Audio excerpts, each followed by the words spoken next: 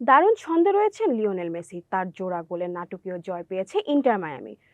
শনিবার কলোরাডো র্যাপিডসকে 3-2 গোলে হারিয়েছে মায়ামি। এই জয়ের ফলে টানা 7 ম্যাচ অপরাজিত থাকলো দলটি এবং 8 ম্যাচে 15 পয়েন্ট নিয়ে MLS স্ট্যান্ডিংয়ে উঠে এসেছে দ্বিতীয় স্থানে।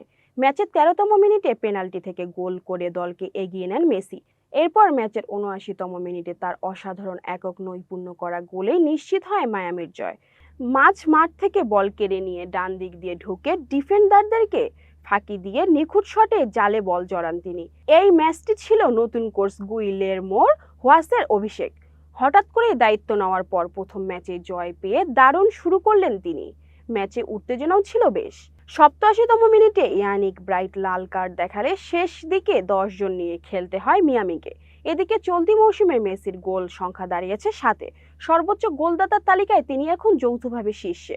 সব মিলে মেসির পারফরম্যান্স আর নতুন কোচের সফল অভিষেকে আত্মবিশ্বাসী হয়ে উঠেছে ইন্টার মায়ামি।